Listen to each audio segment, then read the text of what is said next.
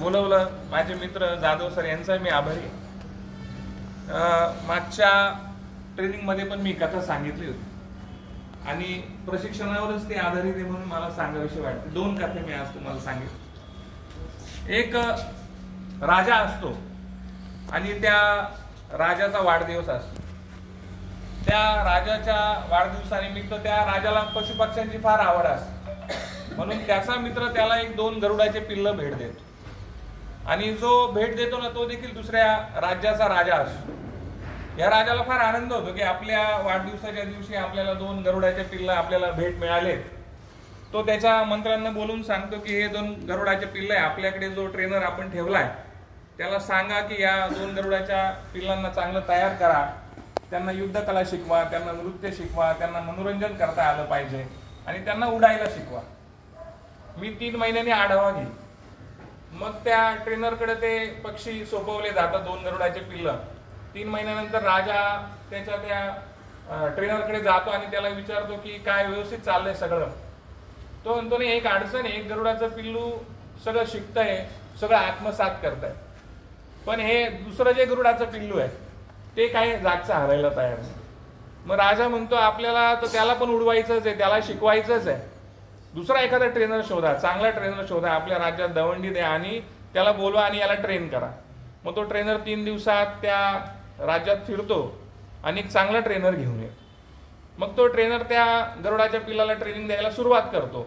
2 दिवसांनी काय होतं, तो राजा त्याच्या राजमहालाच्या टेरेसवर चहा पीत बसलेला असतो आणि तो आकाशात बघतो तर 2 गरुडाचे पिल्ल हे उडत असतात. राजाला फार आनंद होतो. राजा त्याचा जो ट्रेनर असतो त्याला बोलवून घेतो आणि म्हणतो या 100 सुवर्ण मुद्रा या तू घे, कारण तू 2 गरुडाच्या पिल्लांना उडवायला शिकवलं. तो म्हणतो नाही, हे काम माझं नाही, जो नवीन ट्रेनर मी आणलाय त्यांनी हे केलं. राजा म्हणतो त्यालाही बोलवा, त्यालाही आपण सुवर्ण मुद्रा देऊ. तो त्यालाही सुवर्ण मुद्रा देतो 100 आणि 50 अजून देतो आणि त्याला तो म्हणतो हे तू कसं केलं सांग म्हणे, 1 गरुडाचं पिल्लू उडत होतं, दुसरं उडत नव्हतं, कसं केलं.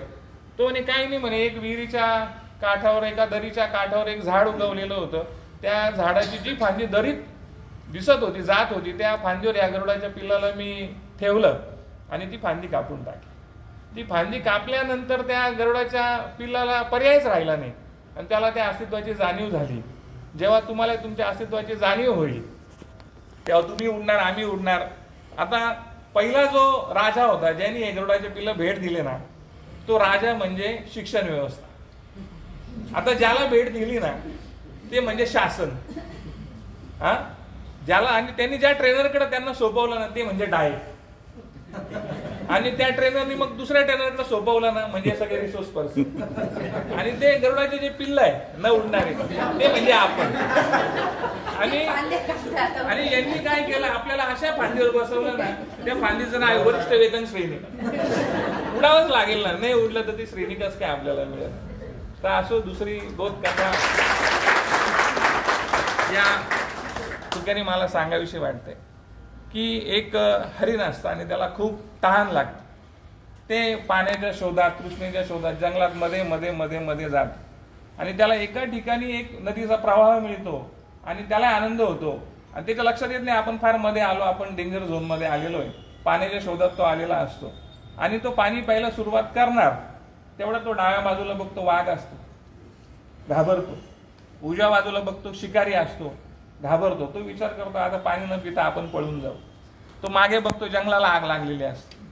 तो आता पाण्यात उडी मारून तिकडे जाऊ, तर प्रवाह इतका मोठा असतो का तो वाहून जाईल, म्हणजे मृत्यू त्याला समोर दिसतो.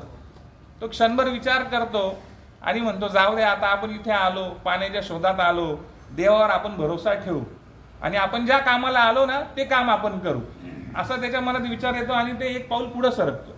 ते पाऊल पुढे सरकल्यावर काय होतं, त्याच वेळेस त्या शिकाऱ्यांनी नेम धरलेला असतो हरणावरती. तो हल्ल्यामुळे काय होतं, त्याचा बाण ते वाघाला लागतो, तो वाघ मरतो. शिकाऱ्याला वाटतं वाघ जखमी झाला, शिकारी पळून जातो आणि तोपर्यंत पाऊस पण सुरू होतो. त्याच्यामध्ये जंगलाची आग पण विझल्या जाते, हरिण पाणी पितं निघून जातं. गोष्ट इथे संपली. मला एवढंच सांगायचंय, ज्या कामाकरता तुम्ही इथे आले ना तेवढंच काम करा. इथं बेंच कसे आहे, इथं वर्ग कसे आहे, इथं तुम्ही दिवाळीच्या सुट्ट्यांमध्ये आले, किती अडचणीत आले, चहा मिळत नाही, जेवणाची व्यवस्था नाही, हे नका बघू, तुम्ही तुमचं काम करा म्हणजे तुम्ही यशस्वी व्हाल. सगळ्यांनी मला शांततेत ऐकलं त्याबद्दल सगळ्यांचे धन्यवाद.